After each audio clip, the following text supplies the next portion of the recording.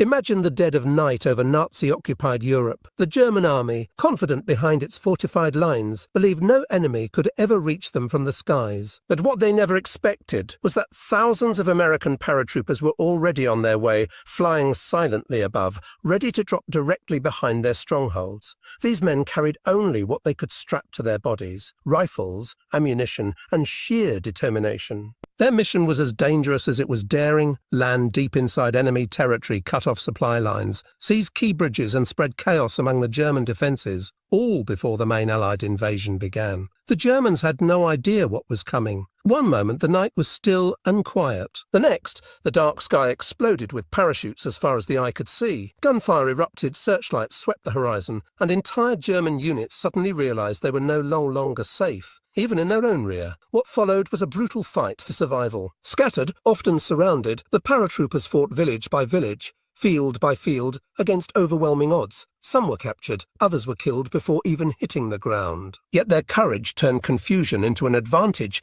and their sacrifice opened the way for the largest seaborne invasion in history. This is the story of the night when Germany's strongholds were no longer untouchable, and when American paratroopers proved that even the most fortified defences could be broken. The parachute drop was not just a military manoeuvre, it was a gamble of terrifying proportions. For the Allied command, the decision to send thousands of lightly armed paratroopers deep behind enemy lines was nothing short of audacious. It defied conventional strategy. Arsenal strategy. Normally, armies advanced with tanks, artillery, and secure supply chains. But on the eve of D-Day, the Allies took a different path. They would throw young men into the darkness, knowing many might never return, all for the chance to fracture German defences from within. The risks were enormous. Each transport plane flew low and slow, easy prey for German anti-aircraft guns. Paratroopers carried heavy loads, sometimes 100 pounds of gear, which made them clumsy in mid-air and vulnerable to fire. Entire sticks of soldiers were lost before their boots even touched the ground. Some men landed far from their drop zones, scattered across the countryside. Others fell into flooded marshes, where they drowned in silence, their parachutes dragging them under. Yet the mission had to succeed. The beaches of Normandy, where tens of thousands of soldiers would land at dawn, depended on it. If German reinforcements arrived too quickly, the invasion could collapse into disaster. The paratroopers' task was clear: seize key bridges, block enemy convoys, and sow enough confusion that German commanders would hesitate. Even a few hours of disruption could mean the difference between success and failure. The gamble also carried psychological weight. For the Germans, the sight of enemy soldiers falling from the sky in the middle of the night was terrifying. Their strongholds, thought to be secure, suddenly felt exposed. Reports of American troops spread faster than facts. Rumours exaggerated their numbers, magnifying the panic. But for the men on the ground, this was no grand strategy. It was survival. Small groups of paratroopers, cut off from their units, crawled through hedgerows, ambushed patrols, and blew up bridges with whatever explosives they carried. They had to act quickly, knowing reinforcements were hours away. The gamble worked. The German High Command hesitated, confused by scattered reports.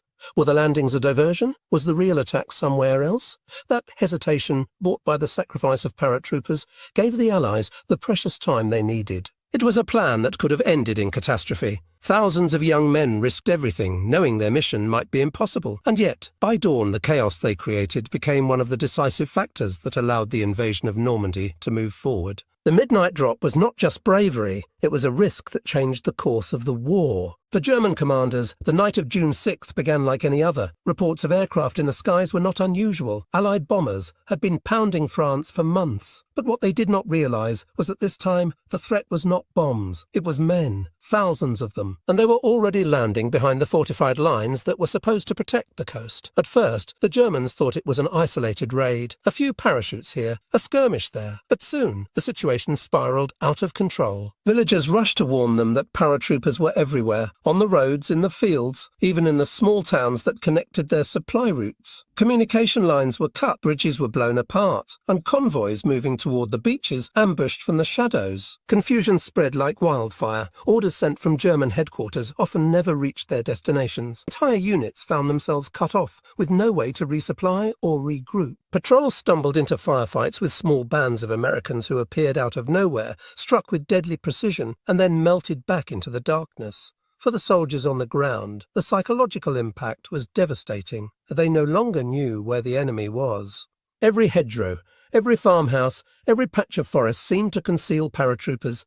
Even though the Americans were scattered, and often fighting in groups of 5 or 10, their sudden strikes made it seem like an army 10 times larger had descended from the sky. The turning point came when German officers realized they were not facing a diversion. They were surrounded. Enemy forces had landed both north and south of their strongholds. Roads were blocked, bridges destroyed, and reinforcements delayed. What had once been secure rear areas were now battle zones. Their defences, built to face the enemy at the beaches, were now being dismantled from behind. In villages across Normandy, German troops tried to hold their ground, but the shock of the paratroopers' arrival broke their confidence. Some units fought fiercely, while others abandoned their positions entirely, convinced they had no chance against the relentless American assault. By dawn, the reality was clear.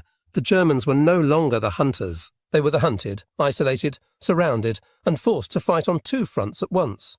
The fortresses they believed would hold back the Allies had become traps. This realization shook German morale to its core. If the enemy could fall from the sky and strike them where they felt safest, then nowhere was secure, and that fear, more than any bomb or bullet, began to unravel their defences. The moment the Germans realized they were surrounded was the moment the myth of their invincibility began to collapse. It was only the beginning. The night air was still heavy with smoke, the sky dimly lit by burning wreckage scattered across the fields. When the paratroopers hit the ground, many realized that fate had already played its cruel hand.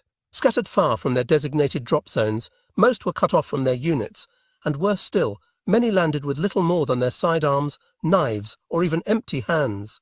Supply crates had missed the drop zones, and the Germans were everywhere, turning the countryside into a deadly maze. These young men, trained for months in England, had dreamed of storming into battle with the full strength of their gear, rifles, explosives, machine guns. Some stripped rifles and ammunition from fallen comrades, while others seized German weapons left behind in haste. A few fought with grenades they'd managed to cling onto during the chaotic descent, clutching them like lifelines in the darkness. The real weapon, however, was their spirit. Despite exhaustion, fear and hunger, the paratroopers pressed forward, disrupting German communications, cutting telephone wires, and ambushing convoys with whatever firepower they could muster. In one instance, a small group armed only with a single machine gun and stolen German carbines held back an entire column of enemy reinforcements, buying precious hours for the advancing Allied divisions. It wasn't elegance or strategy that kept them alive. It was desperation, courage, and an unbreakable determination to fight, even when stripped to the bone. As dawn broke over Normandy, the chaos of the night revealed itself. Smoke hung over villages, trace of fire still lit the horizon, and scattered groups of paratroopers tried to find each other through the hedgerows. Many had landed miles away from their objectives, but even in that confusion lay the seed of an unexpected victory. What was meant to be a precise landing turned into a scatter that bewildered the German defenders. Instead of facing concentrated paratrooper units, the Germans were suddenly attacked from all directions. Small groups of Allied soldiers appeared in towns, crossroads, and farmlands, cutting communication lines and ambushing convoys. No 2 battles were alike. Sometimes 10 men fought against an entire platoon.